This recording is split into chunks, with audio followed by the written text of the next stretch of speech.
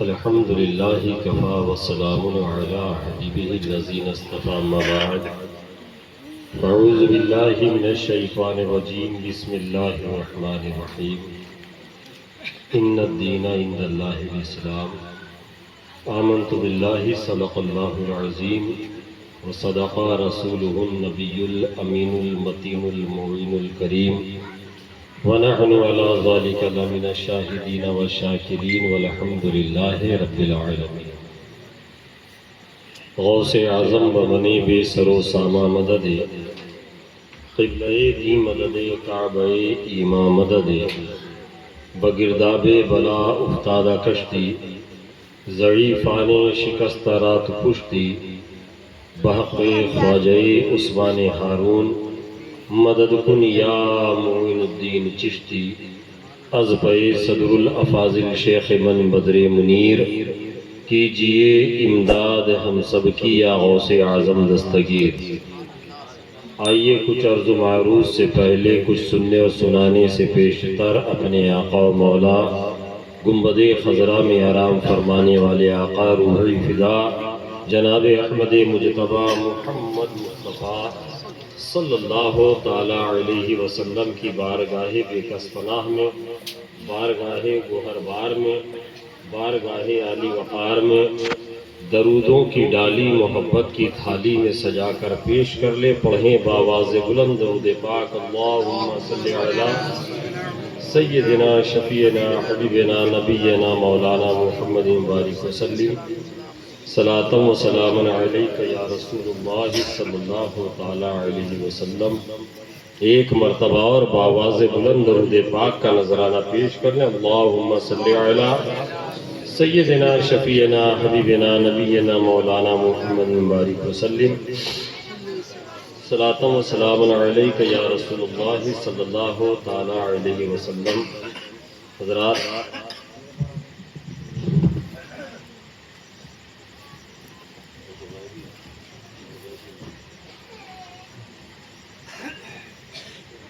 آج کا یہ خوبصورت جلسہ از غیبی کے سنی صحیح العقیدہ غیور مسلمانوں نے سجایا ہے، اور میں رات کے تقریباً 1 بج رہا ہے دیکھ رہا ہوں الحمدللہ آج از غیبی کی اس جلسے میں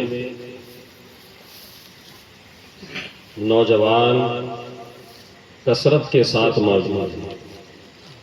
عموماً ایسا ہر جلسوں میں دیکھنے کو حافظ سلام صاحب نہیں ملتا ہے کہ نوجوان اتنی بڑی تعداد میں موجود ہوں۔ اکثر اس وقت ضعیف لوگ بچتے ہیں، معمر لوگ بچتے ہیں، نوجوان نعت خوانی اور منقبت خوانی کے بعد یا اپنے پسندیدہ چہیتے خطیب کو سننے کے بعد چلے جاتے ہیں، مگر از غیبی کے غیور مسلمانوں نے بتایا کہ نہیں حضرت، ہمارا فیوریٹ یہاں کوئی ایک نہیں ہے بلکہ ہر نائب رسول، ہر ثناخان رسول ہمارا فیوریٹ۔ تو میں نے چاہا کہ تھوڑی دیر ان نوجوانوں سے کچھ گفت و شنید کا سلسلہ قائم کیا جائے، کچھ ان سے عرض کیا جائے۔ ابھی تک آپ نے بنگلہ زبان میں بہت اچھا سنا،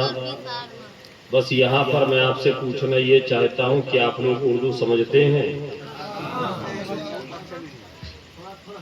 تھوڑا تھوڑا سمجھتے ہیں، لیکن مجھے تھوڑا تھوڑا بنگلہ بھی نہیں آتا ہے۔ اب آپ کی مجبوری یہ ہے کہ اب آپ کو مجھے اردو ہی میں سننا پڑے گا، ٹھیک ہے؟ کوئی دقت تو نہیں؟ کہہ دیجئے ہاتھوں کو لہرا کے فضا میں یا رسول اللہ۔ اعلیٰ حضرت امام اہل سنت فاضل بریلوی رحمۃ اللہ علیہ فرماتے ہیں، واہ کیا جود و کرم ہے شہ بطحا تیرا، واہ کیا جود و کرم ہے شہ بطحا تیرا، نہیں سنتا ہی نہیں مانگنے والا تیرا۔ نہیں سنتا ہی نہیں۔ اور ایک بات میں آپ کو بتاؤں، یہ اعلیٰ حضرت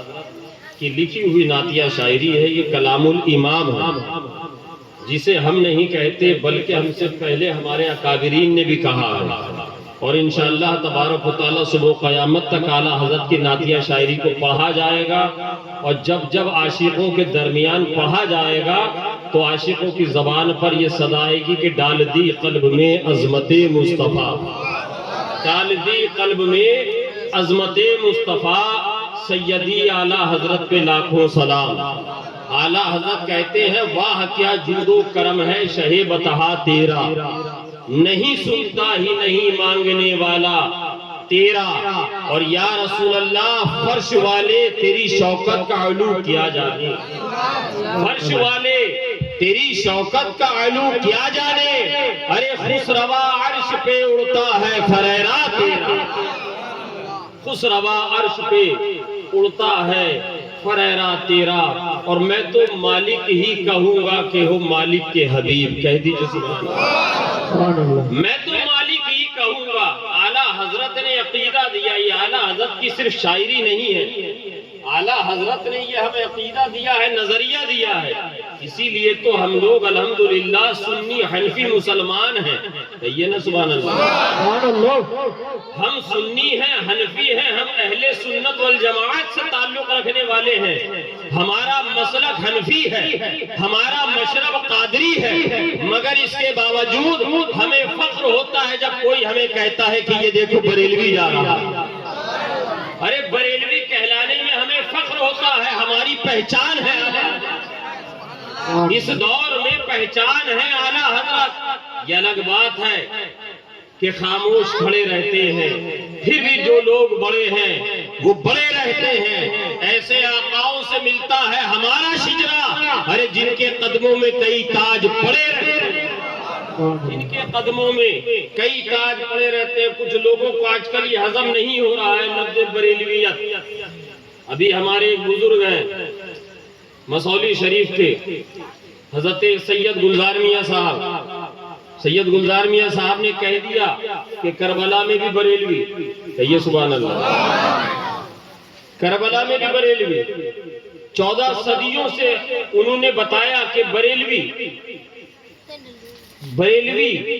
ہر جگہ جہاں جہاں حق و باطل کا معرکہ نظر آئے گا، جہاں جہاں حق کو آپ دیکھیے گا وہ بریلوی۔ کچھ لوگوں کے پیٹ میں مروڑ ہو گئی کہ یہ بریلی 100 150 200 سال کا شہر ہے، اور اعلیٰ حضرت سے 100 150 سال سے نسبت، یہ 1000 سال پہلے، 1200 سال پہلے، 1400 سال پہلے بریلویت کہاں سے آ گئی؟ طرح طرح کے جملے کسنے لگے، مگر انہوں نے اپنے سر پہ ضرور دستار سجائی ہے۔ یاد رکھنا مسلمانوں، یہ دستار تبھی فائدہ دیتی ہے جب سر پر تو سنت رسول کے مطابق امامہ ہو، اور دل میں حب رسول اور حب اہل بیت ہو، یہ سبحان اللہ، نبی کی محبت بھی ہو اور آل رسول کا ادب بھی ہو۔ انہوں نے نہیں پوچھا، انہوں نے نہیں سمجھا کہ یہ بریلوی کیوں کہا، سید گلزار میاں صاحب نے، انہوں نے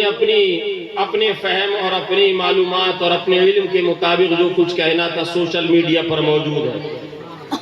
انہوں نے کہہ دیا۔ مگر یاد رکھنا، میں آپ کو 2 لفظوں میں ایک بات بتا دیتا ہوں از غیبی کے مسلمانوں، بریلویت صرف ایک شہر بریلی سے نسبت کی وجہ سے ہم اپنے آپ کو بریلوی نہیں کہلاتے ہیں، ورنہ تو ہمارے آباء و اجداد تو مراد آباد کے ہیں، آپ تو ازغیبی کے رہنے والے ہیں، ڈسٹرکٹ مالدہ بنگال کے، آپ کو مالدہ کا کہا جائے گا۔ یہ آسنسول پشچم بردوان کے رہنے والے ہیں، ان کو آسنسول کا کہا جائے گا، پشچم بردوان کا کہا جائے گا۔ یہ اسلام پور کے بیر بھوم کے رہنے والے ہیں، انہیں اسلام پوری کہا جائے گا۔ مگر جب بات آئے گی عشق مصطفیٰ کی، جب بات ہوگی ادب اہل بیت کی،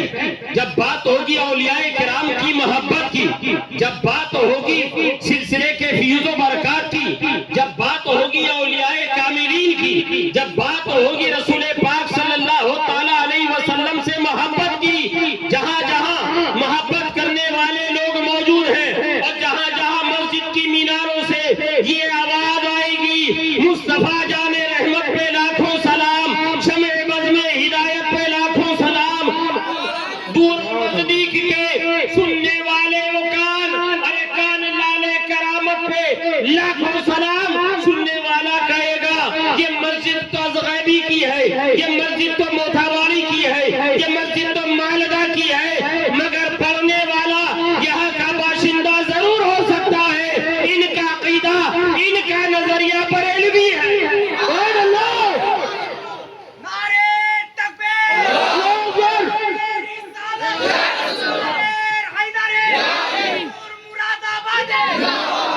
ان کا عقیدہ اور نظریہ تو بریلوی ہے، اس لیے ہماری سنیت کی پہچان اور علامت کا نام بریلویت ہے۔ اگر کوئی آپ کو آ کر سوشل میڈیا پہ، ہو سکتا ہے آج کل سوشل میڈیا پر نام نہاد لوگ جنہوں نے دین کو پڑھا نہیں، دین کو سمجھا نہیں، جنہوں نے اساتذہ کی بارگاہ میں زانو ادب طے نہیں کیا، وہ آ کے آپ کو آپ کے دین کی ڈیفینیشن سمجھاتے ہیں۔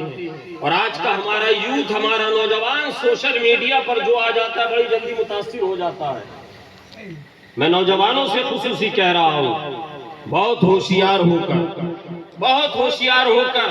اگر آپ کو اپنا نظر آئے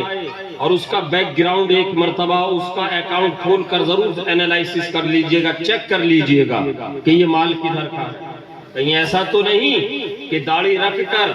کوئی انجینئر آ کر بیٹھ گیا ہو، دھوکہ دینے کے لیے کوئی امامہ پہن کر بیٹھ گیا ہو، کوئی دھوکہ دینے کے لیے درود شریف کی کثرت آپ سے کروا رہا ہو، کوئی دھوکہ دینے کے لیے آپ کو حضور کی محبت کا درس دینے کے لیے سوشل میڈیا پر بیٹھ گیا ہو کہ میرے فالوورز بڑھ جائیں گے، اور جب آپ اس کے دامِ فریب میں آ جائیے گا تو آپ کے عقیدے کو، آپ کے ایمان کو ایسے نکال لے گا جیسے دودھ سے مکھی کو نکال دیا جاتا ہے، ایسے نکال دیا جائے گا۔ اس لیے ہوشیار۔ اب اعلیٰ حضرت نے نظریہ دیا، اعلیٰ حضرت کہتے ہیں میں تو مالک ہی کہوں گا، میں تو مالک ہی کہوں گا کہ ہو مالک کے حبیب، میں تو مالک ہی کہوں گا کہ ہو مالک کے حبیب یا رسول اللہ، کیونکہ میں تو مالک ہی کہوں گا کہ ہو مالک کے حبیب، یعنی محبوب و محب میں نہیں میرا تیرا، یعنی محبوب و محب میں نہیں میرا تیرا، واہ کیا جود و کرم ہے شہ بتہا تیرا، نہیں سنتا ہی نہیں مانگنے والا تیرا۔ حضرات، میں نے جس آیت کریمہ کی تلاوت کا شرف حاصل کیا، بارہا اپنے علماء کی زبانی سنا، اس کا مطلب، اس کا ترجمہ، اس کا ترجمہ اور اس کا معنی آپ بخوبی جانتے ہیں۔ قرآن میں رب نے فرمایا ان الدین عند اللہ الاسلام، اللہ کے نزدیک جو پسندیدہ دین ہے، مذہب ہے، وہ مذہب اسلام۔ کہہ دیجئے سبحان اللہ، سبحان اللہ۔ پسندیدہ مذہب دین اسلام ہے، جس مذہب کے ماننے والے ہم اور آپ ہیں الحمدللہ، جس مذہب کو ماننے والے اس روئے زمین پر تقریباً 100 کروڑ سے زیادہ مسلمان پوری دنیا میں ہیں، جو لا الہ الا اللہ محمد رسول اللہ کی گواہی دیتے ہیں، جو خدائے وحدہ لا شریک کو اپنا خدائے واحد مانتے ہیں، ایک خدا مانتے ہیں، رسول پاک صلی اللہ علیہ وسلم کو آخری پیغمبر، رسول اور اللہ کا حبیب مانتے ہیں۔ یہ بالکل سیدھا سادہ اس کا مطلب و مفہوم۔ جس مذہب کو ہم مانتے ہیں یہ اس دنیا میں سب سے لیٹسٹ مذہب ہے۔ اس سے پہلے تمام مذاہب، تمام ادیان اس دنیا میں آ چکے تھے۔ آخری مذہب، آخری دین اسلام کی شکل میں آج سے تقریباً 1500 سال پہلے، یوں تو ہر نبی کا، ہر رسول کا مذہب اسلام ہی تھا، سب کا مذہب اسلام ہی تھا، اس لیے کہ سب نے لا الہ الا اللہ کی تبلیغ کی ہے اور دعوت دی ہے۔ خدائے وحدہ لا شریک کو ماننے کے لیے انسانوں کے پاس وہ تشریف لائے کہ انسانوں، اللہ کے سوا کوئی عبادت کے لائق نہیں۔ یہ سلسلہ حضرت آدم علیہ السلام سے شروع ہو کر تقریباً 1,24,000 یا 2,24,000 انبیاء کرام علیہ السلام تک چلتا رہا، اور سب سے آخری کڑی کی حیثیت سے ہمارے اور آپ کے آقا جناب محمد رسول اللہ صلی اللہ تعالی علیہ وسلم تشریف لائے تقریباً 1,500 سال پہلے۔ اور یہاں ایک بات میں آپ کو اور بتا دوں، آپ کے یہاں پر جشن عید میلاد النبی 12 ربیع الاول شریف کو منایا جاتا ہے نا؟ 12 ربیع الاول شریف پہ جھنڈیاں لگاتے ہیں، گھروں کو سجاتے ہیں، میلاد پاک کرتے ہیں، حضور کے جشن، حضور کے ولادت کی خوشیاں مناتے ہیں۔ اس سال جو اب آنے والا ربیع الاول شریف ہے، یہ 1500 یعنی کہ 1.5 صدی ہو جائیں گے، 1500 سال ہو جائیں گے۔ 1499 سال ہو چکے ہیں، یہ 15ویں صدی چل رہی ہے۔ یہ 1500 سالہ جشن اس انداز میں مسلمانوں منانا کہ پوری دنیا دیکھے کہ حضور کے وفادار کیسے ہوتے ہیں۔ غیبی کو ایسا سجا دینا اپنے نبی کی محبت میں کہ جب لوگ ادھر سے گزرے تو ان کو دور سے پتہ چل جائے کہ یہ غیبی نہیں بلکہ رسول پاک صلی اللہ علیہ وسلم کے دیوانوں کا شہر ہے، کے غلاموں کی بستی ہے، یہاں رہنے والے کوئی اور نہیں بلکہ حضور کے وفادار ہیں۔ اور اللہ تبارک و تعالیٰ نے جو حضور کی شکل میں اپنی نعمت عظمیٰ ان لوگوں کو دی ہے، یہ اس پر رب کا شکریہ ادا کر رہے ہیں۔ اس لیے اپنے گھروں کو سجائیے گا۔ تو سب سے لیٹسٹ دین ہے دین اسلام۔ اسی دین اسلام کو کچھ نام نہاد مذہب کے لوگ مل کر ختم کرنے کا ارادہ رکھتے ہیں۔ یہ سوچ رکھا ہے کہ ہم آج مسلمانوں کے لیے زمین تنگ کر دیں گے، آج مسلمانوں کے اوپر ہم اتیاچار کریں گے، آج ان کے اوپر ہم موب لنچنگ کریں گے، آج ہم ان کی دکانوں کو لوٹ لیں گے، آج ہم حکومت کے نشے میں چور ہو کر ان کو NRC اور CA جیسے کالے قانون کے تحت ان کو جیل میں ڈال دیں گے، ڈیٹینشن سینٹروں میں ڈال دیں گے۔ کہیں لوگ یہ سوچ رہے ہیں فلسطین کے اندر مسجد اقصی کی حفاظت کے لیے جو فلسطین اور غزہ کے مسلمان اللہ کے گھر کے تحفظ کے لیے اپنی جانوں کا نذرانہ پیش کر رہے ہیں، ہم ان پر آسمان سے آگ برساتے ہوئے بم گرا دیں گے، مسلمان ختم ہو جائیں گے۔ کہیں یہ سوچا جا رہا ہے شام کے اندر ان کے اوپر راکٹ اور میزائل داغ دیں گے، یہ ختم ہو جائیں گے۔ کہیں یہ کوئی یہ سوچ رہا ہے سیریا کے اندر ان کو قتل و غارت گری پر کر دی جائے گی، ان کا وجود ختم ہو جائے گا۔ کبھی عراق میں ہلاکو نے سوچا تھا کہ ہم مسلمانوں کے سروں کا مینارہ کھڑا کر دیں گے، روئے زمین سے مسلمان ختم ہو جائیں گے۔ کبھی کوئی ہلاکو خان آیا، کبھی کوئی چنگیزی آیا جو جب بھی نشے کی اور طاقت کے نشے میں چور ہو کر کوئی بھی حکمران آتا ہے مسلمانوں کی مخالفت میں اتر جاتا ہے، وہ یہ سوچتا ہے کہ ہم ایک جھٹکے میں مسلمانوں کو ختم کر دیں گے، ان کا وجود ختم ہو جائے گا، ان کی تعداد گھٹ جائے گی، یہ سرنڈر ہو جائیں گے۔ مگر سنو مسلمانوں، مذہب اسلام کے ماننے والوں سنو، از غیبی کے باشندوں سنو، آج 1000 سال گزر گئے، اس سے زیادہ کا زمانہ گزر گیا، آج ہلاکو خان کہاں ہے، اس کا وجود کہاں ہے، اس کا نام لینے والا کوئی نہیں ہے۔ آج چنگیز خان کہاں ہے، آج اس کا ونش کہاں ہے، اس کا نام لینے والا کوئی نہیں ہے۔ مگر جن مسلمانوں کو اس نے قتل کیا تھا، یہ سوچ کے قتل کیا تھا ہم ان کو ماریں گے، ہم ان کو قتل کریں گے، دریائے دجلہ کے پانی کو ان کے خون سے لال کر دیں گے، ان کا وجود مٹ جائے گا۔ ارے مسلمانوں کا وجود مٹانے آئے تھے، وہ خود مٹ گئے، مگر مسلمان جو پہلے تھے آج اس سے زیادہ تعداد میں ہے، اور انشاءاللہ قیامت تک یہ باقی رہیں گے، قیامت تک۔ صدر الافاضل، صدر الافاضل، نعرہ تکبیر، نعرہ رسالت، یہ قیامت تک باقی رہیں گے۔ اس لیے کہ ان کو جو ہریالی ملی ہے کسی دنیا دار سے نہیں ملی ہے، رسول پاک صلی اللہ علیہ وسلم کی سبز گنبد سے ملی ہے۔ کہیے سبحان اللہ۔ ذرا اپنی تاریخ کو مسلمانوں پڑھو، اپنی ہسٹری کو پڑھو۔ چنگیز خان کا سپہ سالار اینڈ کمانڈر سپہ سالار اور کمانڈر ہلاکو خان ہے، اس کے ماتحت ہزاروں چنگیزی فوج کا لشکر ہزاروں کی تعداد میں نکلا ہے، اور اس کی تاریخ اور اس کی ہسٹری یہ تھی، وہ جس بستی سے نکلتا تھا اس بستی کو اجاڑ دیتا تھا، کھیتیوں کو تباہ کر دیتے تھے،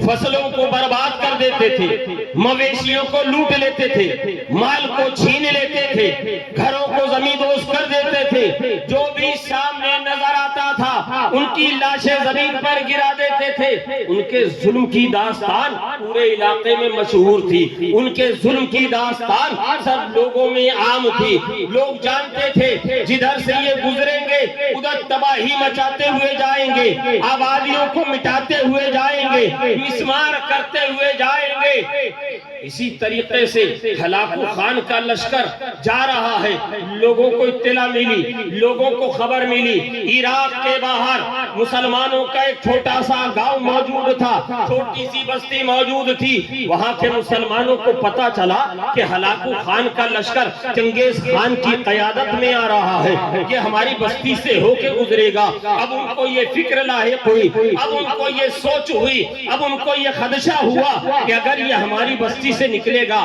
ہماری بستی کو تباہ کر دے گا، ہماری آبادی کو مٹا دے گا، ہمارے بچوں کو قتل کر دے گا، ہمارے جوانوں کی لاشیں بچھا دے گا، ہمارے مال کو لوٹ لے گا، ہمارے فصلوں کو برباد کر دے گا، ہماری کھیتیوں کو برباد کر دے گا، ہمارا مال و اسباب لوٹ کر زندگی کے کمائی لوٹ کر چلا جائے گا۔ لوگ ایک جگہ جمع ہو گئے، آپس میں مشورہ کرنے لگے، ہلاکو خان کا لشکر آ رہا ہے، چنگیز خان کا لشکر آ رہا ہے، اگر یہ ہماری بستی سے گزر گیا ہمیں دل سے کوئی نہیں بچا سکتا۔ سب لوگ مشورہ کر رہے ہیں، میں آپ سے پوچھتا ہوں بطور مثال، اگر از غیبی کے مسلمانوں کو پتا چل جائے چند سینکڑوں کی تعداد میں، چند ہزار کی تعداد میں لوگ آپ کی بستی کی طرف آ رہے ہیں، اگر یہ آپ کی بستی میں آئیں گے آپ کو قتل کر دیں گے، آپ کا مال لوٹ لیں گے، آپ کی کھیتیوں کو تباہ کر دیں گے، آپ کی آبادی کو اجاڑ دیں گے، تو آپ ایک جگہ جمع ہو کر مشورہ کیجئے گا کہ آپ اپنے آپ کو ان کے مقابلے میں پیش کیجئے گا، آپ ان سے مقابلے کی تیاری کیجئے گا، یا بیٹھ کر ٹھنڈے بستے میں میٹنگ کیجئے گا؟ یقیناً آپ یہ کہیں گے حضرت ہم تو یہ جانتے ہیں کہ اگر وہ ہمیں مارنے کے لیے آ رہے ہیں ہمیں تو مرنا ہی ہے، اگر ہم گھر میں چھپنے کی کوشش کریں گے، جنگلوں میں بھاگنے کی کوشش کریں گے، وہ ہمارا تعاقب کر کے ہمارا پیچھا کر کے ہمیں ماریں گے، اس سے بہتر ہے بزدلوں کی طرح جنگلوں میں چھپنے اور گھروں میں چھپنے سے بہتر ہے ہم مقابلہ کر کے مر جائیں گے، یا تو دشمن کو مار دیں گے یا خود جام شہادت نوش کر لیں گے۔ آپ کا یہی جواب ہوگا، مگر سنو عراق کے مسلمانوں نے مشورہ کیا، سب لوگ بیٹھے ہیں، بدھی جیوی بیٹھے ہیں، موڑل بیٹھے ہیں، سماج کے ذمہ دار بیٹھے ہیں، سب لوگوں نے کہا کہ دیکھو یہ لشکر آ رہا ہے، اس کی تاریخ اس کی ہسٹری ہم جانتے ہیں، اگر یہ ہماری بستی میں آ گیا نا تو یہ ہماری بستی کو تباہ کر دے گا، ہماری بستی کو برباد کر دے گا۔ لوگوں نے کہا کہ پھر کیا کرا جائے؟ کہا کہ سنو یہ آ رہے ہیں مادی طاقت سے لیس، یہ آ رہے ہیں مادی طاقت سے لیس، ان کے پاس لڑنے کے لیے اچھی تلواریں بھی ہیں، ان کے پاس لڑنے کے لیے اچھی ڈھالیں بھی ہیں، ان کے پاس لڑنے کے لیے اچھی سواریاں بھی ہیں، ان کے پاس لڑنے کے لیے طاقتور جانور بھی ہیں، ہاتھی بھی ہے، اونٹ بھی ہے، ان کے مقابلے میں ہم نہیں آ سکتے، مادی طاقت سے ہم ان کا مقابلہ نہیں کر سکتے۔ کہا پھر کیا کیا جائے؟ کہا کہ چلو حضرت روم رحمۃ اللہ علیہ حضرت مولائے روم کی بارگاہ میں چلو۔ حضرت مولائے روم کی بارگاہ میں پہنچے، ان کی خانقاہ میں پہنچے، دروازے پر دستک دی، دیکھا باہر گاؤں پورا جمع ہے، پورے گاؤں کے لوگ جمع ہیں۔ حضرت نے دیکھ کر فرمایا کیا بات ہے؟ اچانک اس طریقے سے میرے دروازے پر دستک دی۔ کہا حضور غضب ہو گیا، حضور غضب ہو گیا، کیا ہوا؟ حضور ہلاکو خان کا لشکر آ رہا ہے، بہت بڑی تعداد میں آ رہا ہے، حضور اس کی تاریخ آپ بھی جانتے ہیں ہم بھی جانتے ہیں، حضور اس کا کردار کریکٹر آپ بھی جانتے ہیں ہم بھی جانتے ہیں، حضور وہ جس بستی سے نکلے گا اس کو تباہ برباد کر دے گا، قتل و غارت گری عام ہو جائے گی، فصلیں تباہ ہو جائیں گی، مال و دولت اسباب لوٹ لیا جائے گا، حضور ہم آپ کی بارگاہ میں آئے آئے ہیں؟ حضرت مولانا روم رحمۃ اللہ علیہ فرماتے ہیں میرے پاس کس لیے آئے ہو؟ میں تو فقیر آدمی ہوں، میں تو فقیر آدمی ہوں، میں تو تنہا، تم پورا گاؤں۔ کہا حضور ہم مادی طاقت سے اس کا مقابلہ نہیں کر سکتے، مادی طاقت سے، دنیاوی اسباب سے ہم اس کا مقابلہ نہیں کر سکتے، اسی لیے ہم حضور روحانی پاور والے کے پاس آئے۔ اسی لیے ہم روحانی پاور والے کے پاس آئے ہیں، اسی لیے تو حضور آپ کی بارگاہ میں زانو ادب طے کرنے آئے ہیں، اسی لیے تو خانقاہ آئے ہیں۔ آپ پیر صاحب سے کسی سے مرید ہے نا، آپ کے پاس جب کوئی پریشانی آتی ہے، جب آپ کو لگتا ہے کہ اب میرا مال مجھے نہیں بچا سکتا، اب میرے رشتہ دار مجھے نہیں بچا سکتے، تو آپ کیا کرتے ہیں؟ سیدھے حضرت اخی پاک کی بارگاہ میں جاتے ہیں، سیدھے شریف اللہ پور جاتے ہیں، سیدھے پنڈوا شریف علاؤ پنڈوی کی بارگاہ میں جا حاضری دیتے ہیں، سیدھے اپنے پیر و مرشد کی بارگاہ میں حاضری دیتے ہیں۔ حضور بہت مصیبت کا وقت، حضور بچا لیجئے، حضور برباد ہو جائیں گے، حضور بچا لیجئے، حضور ہمارے بچے یتیم ہو جائیں گے، حضور گھر کی عورتیں بیوہ ہو جائیں گی، حضور بچیاں یتیم ہو جائیں گی، حضور بچا لیجئے۔ جب آپ کی طاقت، آپ کی پاور، آپ کے اسباب جواب دے جاتے ہیں، تب آپ روحانی پاور والے کے پاس دوڑتے ہیں۔ آپ جانتے ہیں کہ اگر یہاں نگاہ کرم ہم پر پڑ گئی، تیری ایک نگاہ کی بات ہے میری زندگی کا سوال ہے، تیری ایک نگاہ کی بات ہے میری زندگی کا سوال ہے۔ پہنچے تھے روحانی پاور والے کے پاس۔ اب حضرت مولائے روم رحمۃ اللہ علیہ خانقاہ کے اندر سے کہتے ہیں، دروازے پر سے کہتے ہیں اچھا ٹھہرو ذرا میں اپنے ہتھیار لے کر آتا ہوں، میں اپنے ساز و سامان کو لے کر آتا ہوں۔ لوگوں نے سوچا حضرت خانقاہ میں گئے ہیں، ہلاکو خان کا لشکر آ رہا ہے، حضرت تلوار لے کر آئیں گے، حضرت بلم لے کر آئیں گے، حضرت دشمنوں سے مقابلہ کرنے کے لیے کچھ ایسا یونیک ہتھیار لے کر آئیں گے۔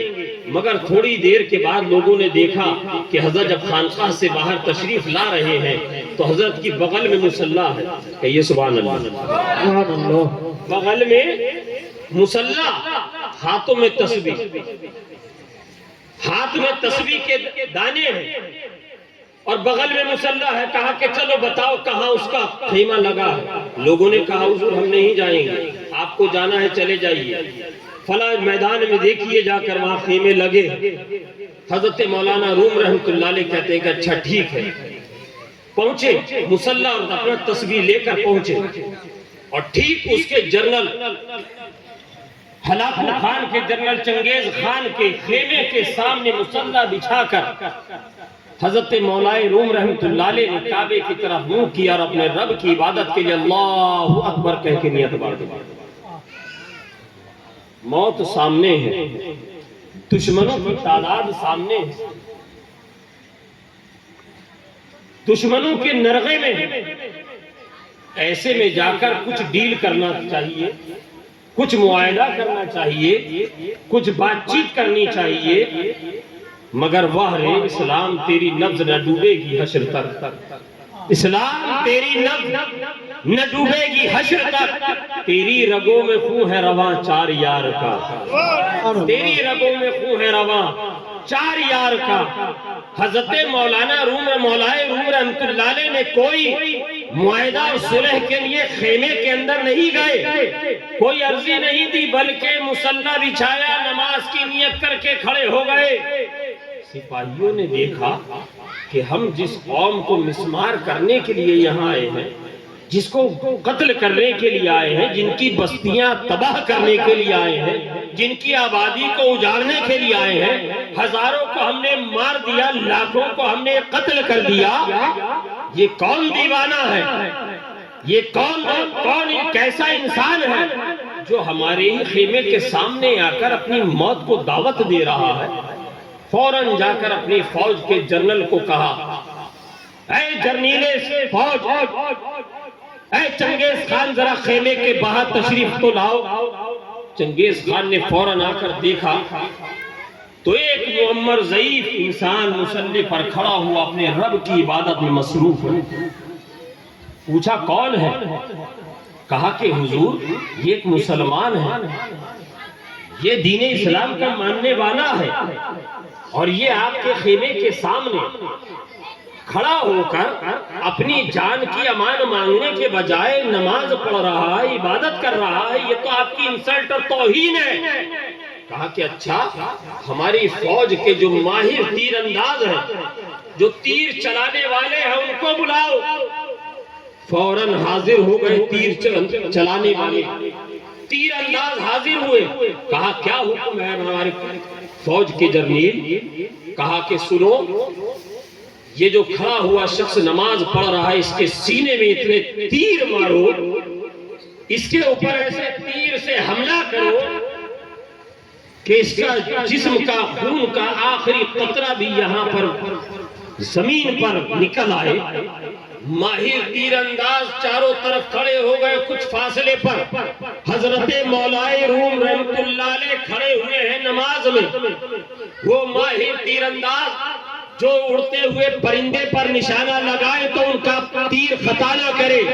وہ ماہر تیر انداز جو دشمنوں کے اوپر تیر برسائے تو ایک بھی تیر کا وار خالی نہ جائے۔ تاریخ بتاتی ہے مسلمانوں، جب انہوں نے حضرت مولائے روم کے اوپر تیروں کی بارش کی ہے تو کوئی تیر حضرت مولائے روم کے دائنے سے نکل رہا ہے، کوئی بائیں سے نکل رہا ہے، کوئی سامنے گر رہا ہے، کوئی اوپر سے گر رہا ہے۔ چنگیز خان یہ کھڑا ہوا دیکھ رہا ہے۔ اس نے کہا یہ میرے لشکر کے، یہ میری فوج کے وہ ماہر تیر انداز ہے، ان کا کوئی تیر خطا نہیں کرتا ہے، آج ان کے تیر خطا کر رہے ہیں۔ سپاہیوں نے کہا ایک موقع اور دیا جائے۔ کہا ٹھہر جاؤ، ہمارے لشکر کے ماہر گھڑ سواروں کو بلایا جائے۔ ماہر گھڑ سواروں کو بلایا گیا۔ کہا کیا میرے ماہر گھڑ سواروں اپنے گھوڑوں کی ٹاپوں سے اس انسان کو، جس انسان کے جسم کا ایسا مسئلہ کر دو، ایسا پیس ڈالو، اس کے جسم کی ہڈی ہڈی الگ ہو جائے، اس کے جسم کے گوشت کا قیمہ بن جائے، ایک دم مسمار کر دو۔ لشکر کے سپاہیوں نے کہا، ماہر گھڑ سواروں نے کہا اے چنگیز خان تیرا حکم سراخوں پر دوڑ کر جاتے ہیں۔ وہ ماہر گھڑ سوار جو کئی دن تک میدان عمل میں گھوڑے کی پیٹھ نہ چھوڑے، وہ ماہر گھوڑے، وہ بہترین نسل کے گھوڑے جو کئی ہفتے تک لگاتار جنگ میں مصروف رہتے ہو، آج ان گھوڑوں کی باری آئی ہے۔ دنیا کی مادی طاقت روحانی طاقت سے ٹکرانے کے لیے آئی ہے۔ تاریخ بتاتی ہے، ہسٹری بتاتی ہے، ماہر گھڑ سواروں نے جو ہی اپنے گھوڑوں کو جنبش دی ہے، حضرت مولائے روم رحمت اللہ علیہ کے مسلح کے قریب آئے ہیں، ان تمام گھوڑوں کی ٹاپوں کو زمین نے پکڑ لیا، زمین نے ایسا جکڑ لیا۔ اب گھوڑ سوار ایڑ لگا رہا ہے، وار کر رہا ہے، مار رہا ہے، گھوڑا ایک قدم نہیں ہل رہا ہے، گھوڑا ایک انچ نہیں ہل رہا ہے۔ چنگیز خان نے دیکھا یہاں معاملہ کچھ اور ہے۔ یہ میری فوج کے وہ ماہر تیر انداز تھے جن کا نشانہ کبھی خطا نہیں کرتا ہے، جن کا نشانہ کبھی خطا نہیں کرتا ہے، مگر آج جب یہ روحانی طاقت والے کے سامنے آئے ہیں، ایک بھی تیر ان کا نشانے پر نہیں لگا ہے، ایک بھی تیر ان کا نشانے پر نہیں لگا ہے۔ کوئی دائیں سے جا رہا ہے، کوئی بائیں سے جا رہا ہے، کوئی آگے گر رہا ہے، کوئی اوپر سے نکل رہا ہے۔ یہ میری فوج کے وہ ماہر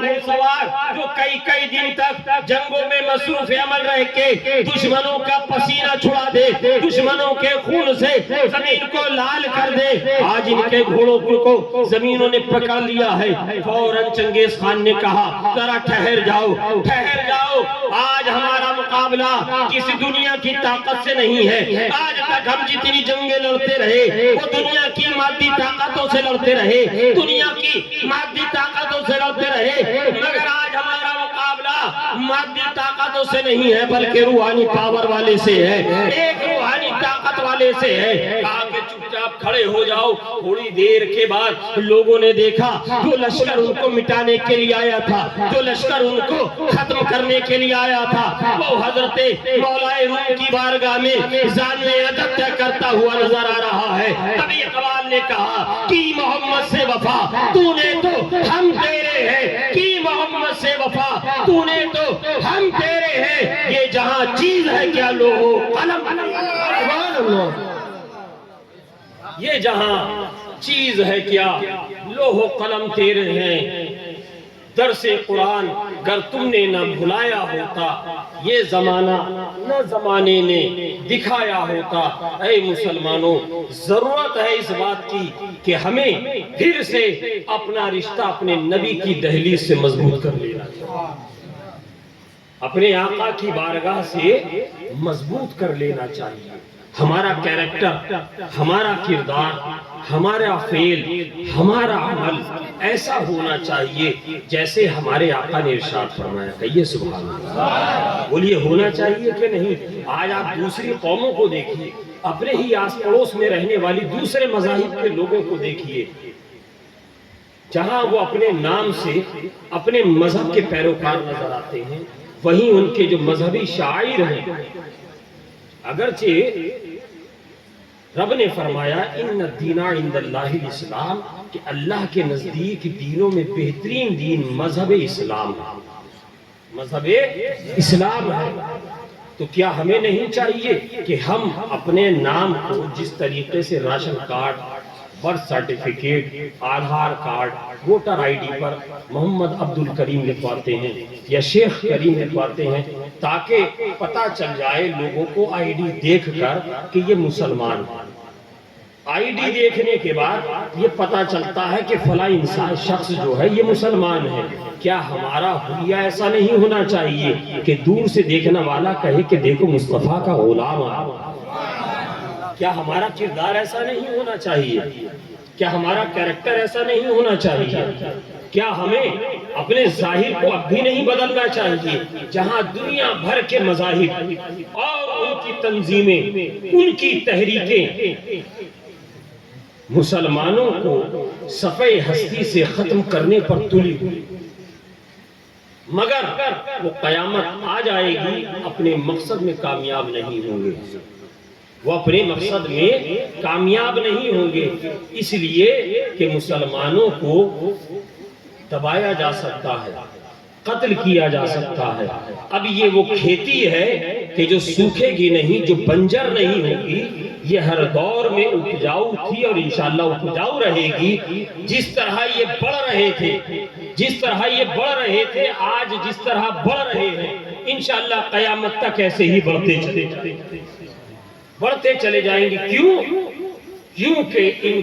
کے سینوں میں اپنے آقا کی محبت ہے۔ کہیے سبحان اللہ۔ جس کو حضور سے محبت ہے ہاتھوں کو اٹھا کر کہہ دیجئے یا رسول اللہ، یا رسول اللہ۔ آپ جانتے ہیں اس وقت 99% پاپولیشن جس کنٹری کی مسلم ہے، جس کنٹری کے کرنسی کے اوپر، جہاں کی مدرا کے اوپر آج بھی اگرچہ اس ملک میں ہندو مذہب کے ماننے والوں میں جو ان کے معبود ہیں، ان کے جو انیک خدا ہیں، ان کے جو انیک بھگوان ہیں، ان میں سے ایک گنیش مسلم کنٹری انڈونیشیا کی ہے، مسلم کنٹری ملیشیا کی ہے، مگر آپ وہاں کی کرنسی کو دیکھیے گا تو آج بھی وہاں پر کرنسی کے اوپر جس طرح ہمارے یہاں گاندھی جی کی تصویر لگی ہوتی ہے، نوٹ پر ایک تصویر ایسے ہی وہاں لگی ہوئی ہے۔ پہلے وہ اسلامک کنٹری نہیں تھا، پہلے وہ مسلم کنٹری نہیں تھا، تو کیا وہاں پہ انقلاب کون سا آیا؟ کون سا ایسا ریولیشن آیا؟ کون سا ایسا انقلاب آیا کہ آج پورا ملک مسلمان ہو گیا؟ 99% مسلمان وہاں ہیں۔ تو میں وہاں کا ایک چھوٹا سا تاریخ کا چیپٹر تمہیں سناتا ہوں مسلمانوں، از غیبی کے مسلمانوں سنو، اور اس غرض سے سنو کہ ہم اس لیے سنیں گے کہ انشاءاللہ اس کیریکٹر کو ہم اپنی زندگی میں اتاریں گے۔ کہیے سبحان اللہ۔ نوجوان آج کل بہت آسانی سے کسی بھی کیریکٹر سے متاثر ہو جاتا ہے۔ کبھی دیکھیے زلفیں بڑی کر رہا ہے، پوچھئے کہ کس کے طرز پر، تو وہ بتاتا ہے کہ فلاں صاحب کو ہم نے اپنا آئیڈیل بنایا۔ کسی کو دیکھیے تو وہ اپنا لباس اس طرح بنا کر پہنتا ہے کہ بھئی یہ لباس کیسا ہے، یہ جینز اور یہ ٹی شرٹ کیسی ہے؟ کہا کہ تمہیں نہیں پتا یہ فلاں ایکٹر کی طرح میں نے یہ پہنا ہے، مجھے وہ بہت اچھا لگتا ہے، میں نے اس کو آئیڈیل اپنا بنایا، میں اس کا فین ہوں۔ اس طریقے سے سب کے اپنے اپنے فکر اور ادراک کے مطابق اپنے اپنے الگ الگ فین ہیں۔ یاد رکھنا مسلمانوں، یہ دنیا کے فین، تم دنیا میں جن کے فین بنے ہو نا، یہ جو کرکٹر ہو، یہ جو ایتھلیٹس ہو، یہ جو ایکٹر ہو، یہ کوئی پولیٹیشین ہو، یہ کوئی بزنس مین ہو، نہ یہ تمہیں دنیا میں کوئی فائدہ پہنچا سکتے ہیں، نہ قبر میں تمہارے کام آئیں گے، نہ تمہیں حشر میں کوئی فائدہ پہنچا سکتے ہیں۔ اگر تمہیں دنیا میں کوئی فائدہ پہنچا سکتا ہے، جو قبر میں تمہارے کام آ سکتے ہیں، جو حشر میں تمہارے کام آئیں گے، تمہیں ان کو اپنا آئیڈیل بنانا چاہیے، تم کو ان کا فین بننا چاہیے۔ سنو مسلمانوں، میں تمہیں ایسے ہی ایک کریکٹر کی بات بتاتا ہوں۔ 1200 سال پہلے جہاں مسلمانوں کا نام بھی نہیں تھا، جہاں اسلام کو جاننے والے لوگ نہیں تھے، عرب کے ریگستان سے چل کر چند مسلمان رسول پاک صلی اللہ علیہ وسلم کے غلام انڈونیشیا اور ملیشیا کی زمین پر آئے ہیں بغرض تجارت، بزنس کرنے کے لیے۔ جیسے آپ کے بنگال کے لوگ جاتے ہیں اڑیسہ، بنگال کے لوگ جاتے ہیں مہاراشٹر، بنگال کے لوگ جاتے ہیں جھارکھنڈ، دوسرے صوبوں کے لوگ آپ کے یہاں آتے ہیں تجارت کرنے کے لیے، ایسے ہی وہ عرب کے چند مسلمان چلے تھے، اپنے علاقے سے عرب سے چلے تھے، حجاز مقدس سے چلے تھے، پانی کے راستے سے پہنچے، وہاں آ کر انہوں نے تجارت شروع کری۔ اس زمانے میں اکیلے تنہا تاجر وہ نہیں تھے، جس مارکیٹ میں وہ آئے تھے سینکڑوں تاجر پہلے سے تھے، ان کے بیچ میں کمپٹیشن کی مارکیٹ میں انہوں نے بھی اپنی تجارت کا آغاز کیا ہے۔ مگر جانتے ہو آج وہاں پر 99% مسلمان ہیں، 1% دوسرے مذاہب کے لوگ ہیں۔ آخر ایسا کون سا انقلاب آیا تھا، ایسا کون سا ریگولیشن آیا تھا کہ پوری تاریخ ملک کی بدل گئی، پورا جغرافیہ ملک کا بدل گیا، پورے ملک کے لوگوں کا مذہب تبدیل ہو گیا۔ وہاں کے لوگوں سے تم پوچھو گے، وہ بتائیں گے کیا؟ کہ وہ یہ بتائیں گے عرب سے چند مسلمانوں کا مختصر سا قافلہ آیا تھا ہمارے ملک میں تجارت کے لیے۔ ہمارے ملک میں اس زمانے میں بھی تاجر تھے، آج بھی تاجر ہیں، اور اس سے پہلے بھی تاجر گزر چکے ہیں، مگر وہ جو عرب سے آئے تھے، وہ جو حجاز مقدس سے آئے تھے، وہ جو عربی آئے تھے، جو مصطفیٰ کا کلمہ پڑھنے والے آئے تھے، جو وہ تجارت کرتے تھے، ہم ان سے کوئی مال سودا سلف لینے جاتے تھے، اگر مال اچھا ہوتا تھا وہ اس کی تعریف کرتے تھے، اگر مال میں کچھ کمی ہوتی تھی وہ بتا دیتے تھے، اس رومال میں یہ داغ لگا ہوا ہے، آپ لیں گے تو اتنا حصہ اس کا بیکار چلا جائے گا، آپ کرتا بنانے کے لیے یہ کپڑا لے کر جا رہے ہیں، اس میں اتنا کپڑا برباد چلا جائے گا، ایک کام کیجئے، جو ہماری قیمت طے پائی ہے اتنے کپڑے کی قیمت کو نکال دیجئے، جو بقیہ کپڑا بچتا ہے اس کی ادا کر دیجئے۔ لوگ ان کے اس انداز تجارت سے بڑے متاثر ہوئے، اب لوگ ان کے پاس آنے لگے، کوئی کپڑا لینے کے لیے آ رہا ہے، کوئی دوسری چیزیں لینے کے لیے آ رہا ہے، حتیٰ کہ ایسے پاپولر ہو گئے، لوگوں نے دیکھا کہ جب ان کی عبادت کا وقت ہوتا وہ دکان پر ایک تختی ٹانگ دیتے، ابھی نماز کا وقت ہو گیا ہے، ابھی بریک کا وقت ہو گیا ہے، ابھی عبادت کا وقت ہو گیا ہے، دکان تھوڑی دیر کے لیے بند ہے، اگر کسی کو کوئی سودا پسند آتا ہے اس کی قیمت ادا کر کے اپنی مرضی کا سامان لے کر چلا جائے، اپنی مرضی کا سامان لے کر چلا جائے، اس کی قیمت ادا کر کے لوگ دیکھتے، جہاں 12 گھنٹے 14 گھنٹے لوگ اپنی اپنی دکانوں پر اپنے اپنے بزنس میں ٹائم دے رہے تھے، وہاں مسلمان اپنی عبادت کے وقت ایک تختی لگا کر چلے جاتے اور مال ان کا رکھا رہتا، ایسے ہی کھلا رہتا، مارکیٹ میں کوئی ایک دانہ اٹھانے کے لیے کوئی چوری کرنے والا بھی نہیں تھا، اور اگر کسی کو کوئی سودا لینا ہوتا وہ سامان لیتا اور پیسہ رکھتا چلا جاتا. اس طریقے سے لوگ ان سے ایسے متاثر ہوئے کہ وہاں کے لوگ بتاتے ہیں، وہاں کے لوگوں نے بتایا کہ ایسے متاثر ہوئے. اب جب معاملہ صرف تجارت تک محدود نہیں ہوا، اب وہ سماج کے اندر اتنے پاپولر ہو گئے، لوگ ان کے پاس بیٹھنے لگے، لوگ اپنے یہاں ان کو بلانے لگے، اپنے یہاں شادی بیاہ کی تقریب میں ان کو بلانے لگے. ان کا مذہب دوسرا ہے اور یہ چند حجاز مقدس عرب سے آئے ہوئے مسلمان ہیں. اب ان سے کوئی مشورہ کرتا، ہماری بیٹی کی شادی ہے، ہمیں 100 لوگوں کا انتظام کرنا ہے، 100 لوگوں کے لیے کھانا بنانا ہے، کیسے کھانا بنایا جائے، کیا کیا کھانا بنایا جائے، مینیو میں کیا کیا رکھا جائے، لوگوں کے لیے کیا کیا انتظام کیا جائے، مجھے اپنا گھر بنانا ہے، اتنے کمرے بنانے ہیں، اس میں کیا کیا سامان لگے گا. اب یہ لوگ فری میں ایڈوائز بھی دیتے، فری میں مشورہ بھی دیتے. ضرورت پڑتی لوگوں کی مدد کے لیے یہ 2 گھنٹے 1 گھنٹے جا کر بلا اجرت کے ان کے یہاں کھٹ بھی دیا کرتے تھے. لوگ دھیرے دھیرے ایسے ان سے متاثر ہوئے، کہنے لگے ارے یہ وہ مسلمان ہیں جو ہزاروں کلومیٹر کا سفر طے کر کے ہمارے یہاں کام کرنے کے لیے آئے ہیں. اگر ان کی تجارت کا ہمیں کچھ علم نہیں ہے، ان کے مال کے بارے میں ہمیں کوئی علم نہیں ہے، اگر یہ کوئی عیبدار سامان، کوئی خراب سامان ہمیں اچھا کہہ کے دے دیتے تو ہم ان سے لے لیتے. ہم ان سے اتنے متاثر ہو چکے تھے، ہم اتنے متاثر ہو چکے تھے. مگر جب بھی یہ کوئی نقص اور کوئی عیب ہوتا مال کے اندر، یہ پہلے آگاہ کر دیتے، اس کے بعد اس کی قیمت لگاتے، پھر اس سے اس قیمت کو مائنس کر دیتے اور جو بقیہ قیمت کھڑی ہوتی وہی وہ لیتے. ایسا ریگولیشن آیا، ایسا ریگولیشن آیا، ایسا انقلاب آیا.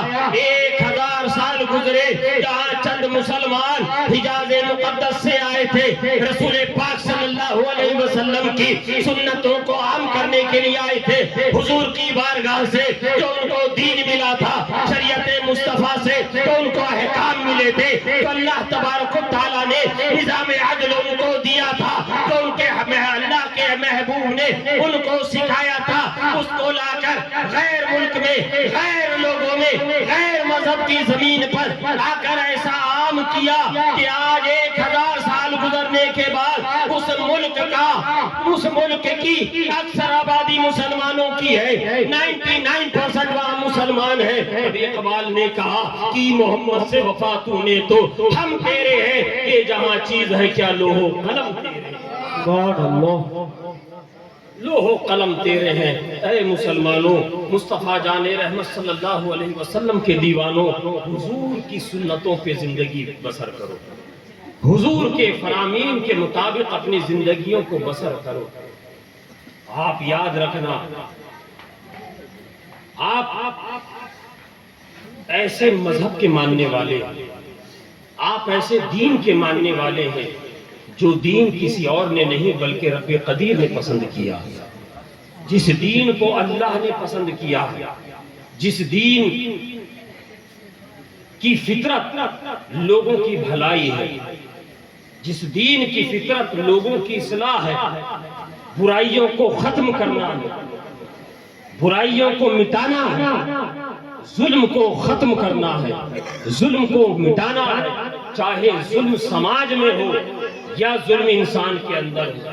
ظلم باہر ہو یا ظلم گھر کے اندر ہو، ہر ظلم کو ختم کرنے کے لیے، ہر طرح کی تاریکی کو دور کرنے کے لیے یہ مذہب اسلام آیا ہے. اللہ تبارک و تعالیٰ نے قرآن میں ارشاد فرمایا، ان الدین عند اللہ الاسلام، بے شک اللہ کا پسندیدہ مذہب اگر کوئی دین ہے تو وہ دین اسلام ہے. اللہ تبارک و تعالیٰ ہمیں اور آپ کو کہنے سے زیادہ عمل کی توفیق عطا فرمائے. آمین. استغفر اللہ